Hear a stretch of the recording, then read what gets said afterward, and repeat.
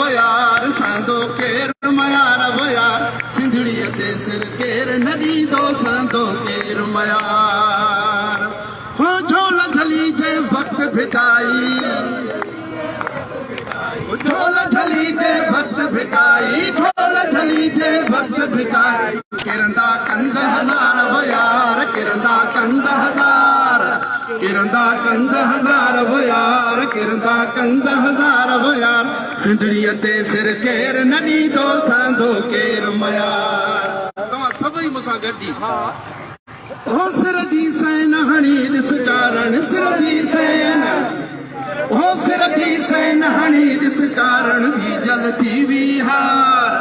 बीजल थी बिहार बयार बीजल थी बिहार बयार सिंधड़ी ते सिर केर नदी दो सांदो केर मयार सांदो केर मयार बयार सांदो केर मयार सांदो केर मयार बयार सांदो केर मयार बयार सिंधड़ी ते सिर केर नदी दो सांदो केर मयार नारायण सिंह अॼु असां जेकी दिलि में तमन्ना रखी हुअसीं त साईं जो दीदार थींदो पर अलाह उनखे सिहतियाब करे असां हर मोड़ ते साईं सां गॾु आहियूं जेके बि सिंध में आर्टिस्ट आहिनि छो त असां सिंध जा हक़ घुरूं था असां तमामु सैयदनि सां गॾु आहियूं जेके बि पंहिंजे सिंध जो जज़्बो रखनि था तव्हां सभई ख़ुशि हुजो आबाद हुजो अलाह कंदो असांजी सिंध जेका आहे उनखे पंहिंजा हक़ मिलंदा छो त असांजी सिंध ते इलाही दाणा थिया आहिनि अलाह वॾो आहे अलाह उमेद हीअ जेकी जदोजहद आहे न इहा इंशाअल्लाह रंग दोस्तों मां सिंध जे सचे सपूत साईं ज़ैन शाह लाइ हिकिड़ो शइ चवंदुसि त जेको न खपियो सो जोत जो जोड़ो हूंदो तंहिं खीर सिंध अमर जो पीतो हूंदो मरंदो त मरी वेंदो सभु ॾिसंदो डब मोर न चरंदो छो त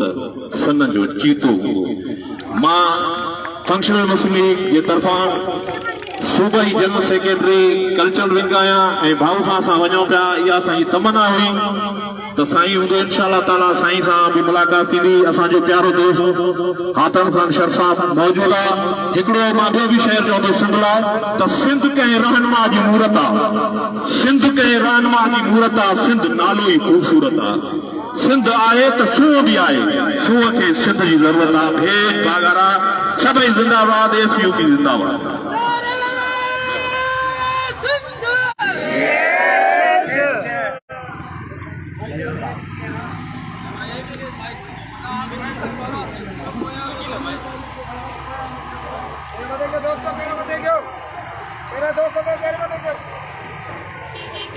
दोस्तों